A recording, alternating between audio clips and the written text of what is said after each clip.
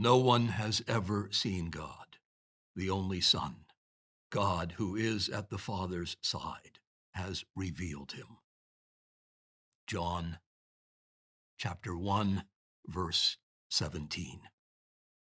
In class the other day, sensing that the attention span of my students was about to snap, I took immediate action and suggested a composition of place to try and jumpstart whatever lay hidden under the hood. Suppose you had just popped into the chapel to pray, I said, and reaching for your Bible, you discover that most of the New Testament had disappeared. Only the prologue to the fourth gospel remained. Would that be enough to establish Christianity? Since timing is everything, I waited a moment or two, letting the loss of all but a few hundred words of Holy Writ sink in. Then I told them that, of course, those few words written by the beloved apostle himself, John, the son of Zebedee, who reclined his head upon the breast of Jesus at the Last Supper, that would furnish quite enough evidence on which to found the faith and the hope and the love of Christianity. There were several audible gasps, always a sign of life. So I went on, telling them that one could do worse than to begin with the one whom pious tradition speaks of as the clear-eyed eagle, who saw more deeply into the things of God than any man living. In a stirring tribute paid to the author of what St. Clement of Alexandria has called the spiritual gospel, the lofty movements of whose soul have lifted him far beyond the reach of mortal men, St. Augustine writes, quote, "He soared beyond the flesh, soared beyond the earth which he trod, beyond the seas which he saw, beyond the air where birds fly, soared beyond the sun, beyond the moon and the stars, beyond all spirits which are unseen, beyond his own intelligence and the very reason of his thinking soul." Now that's pretty stirring stuff. And having heaped such praise upon him, Augustine then wants to know what John saw. What discoveries awaited him on the far side? If the movement of our world tends, as the poet Eliot reminds us, in appetency on its metalled ways of time past and time future, what enabled John to escape? What did he see? Soaring beyond all these, beyond his very self, where did he reach? What did he see? Augustine will answer his own question with the opening words of the fourth gospel, those absolutely horizon-shattering words on which everything we know and believe depends. Quote, "In the beginning was the Word, and the Word was with God, and the Word was God." There is no end of instruction, it seems to me, in the fact that the Apostle John, in communicating his vision, will draw upon a very few simple declarative words, his repeated use of which enables him to express what is finally inexpressible. Words like water, thirst, bread, hunger, light, life, love, grace, glory. All perfectly good, hard-working words, used over and over by a master wordsmith to ensure that the message he'd been commissioned to tell got through to the reader. And what is that message of which the fourth gospel remains the purest expression of New Testament theology?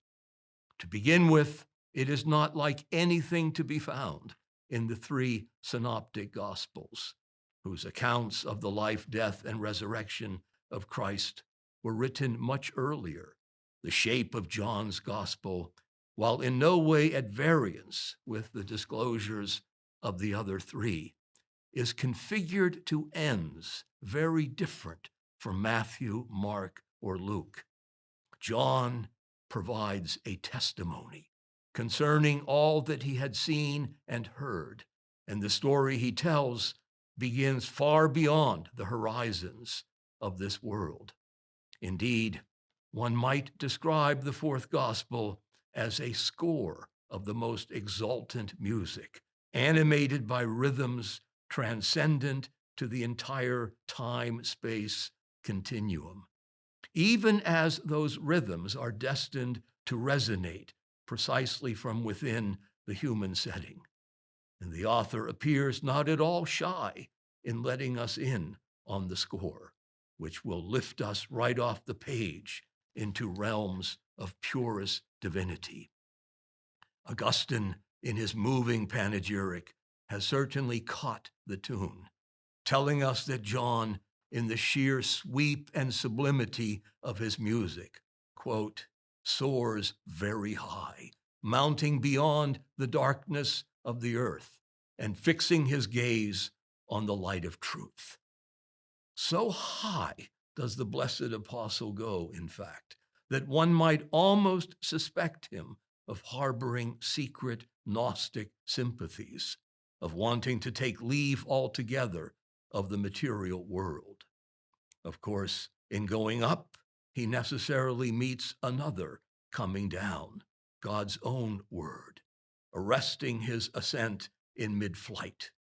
Here is the perfect self-utterance of the word, speaking the Father's name from all eternity, whose interception of John's upward thrust will draw him ineluctably back down into the world he must not flee, neither despise, but rather welcome as the place where the redeeming word speaks salvation to men.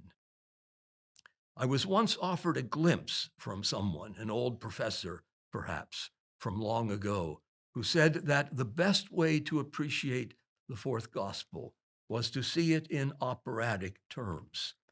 Look first to the overture, he advised, where the author announces the themes he intends to set out in the course of telling his story. And in that light, the whole Johannine world will open up, revealing the great chords to be played from start to finish. How beautifully they sound the depths of the mystery of God, beginning with the eternity of the pre-existing Word. Quote, he was in the beginning with God. That between the two there is perfect metaphysical parity, neither one subordinate or inferior to the other.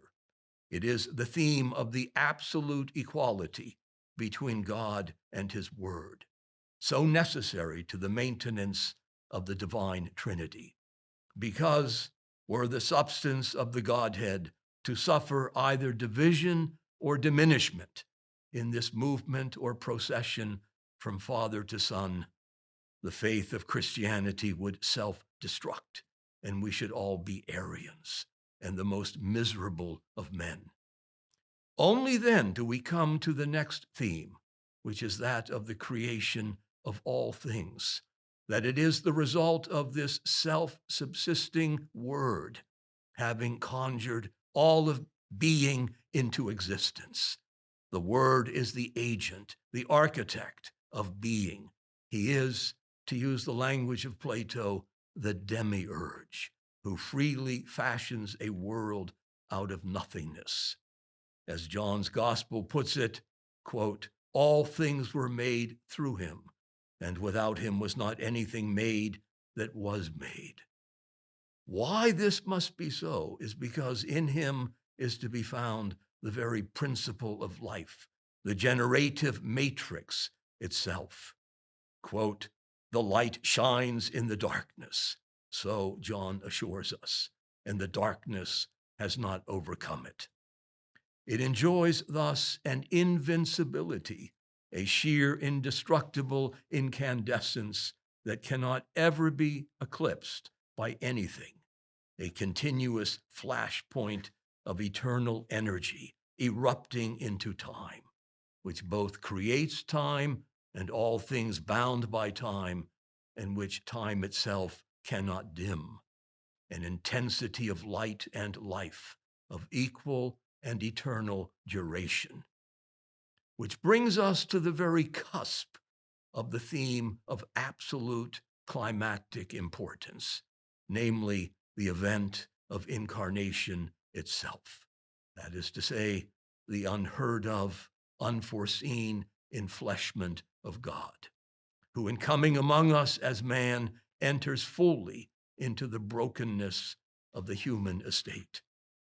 The Latin is incomparable in its simplicity. Et verbum caro factum est. Well then, why did he come? Was it merely to make the crooked lines straight again? Yes, there is that aspect to the business. But there is more to incarnation than God setting about the work of undoing the awful damage wrought by sin. He comes in search of fallen man, not simply to shovel the dirt out from under him, but to raise him to the status of an adopted son or daughter of the Father. A dignity, a destiny of inconceivable grandeur awaits us all, which is nothing short of divinization, apotheosis, glorification. And the price of admission? How do we get in? Only that we acquiesce in the gift given, nothing more. A summons that we are free to refuse, as did those who were his own when he first came among us.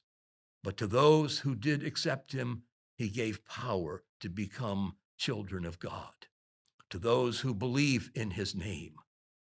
The prologue wants to tell us all this, to show us the glory of the Father shining upon the face of Christ, so that we too might shine like the sun, the very one who, in becoming our brother, invites us to enter the household of God, as though we too were the siblings of Jesus. And there, amid countless angels and saints, including our dear and blessed Mother, we shall see resplendent with unending glory the very face of God himself.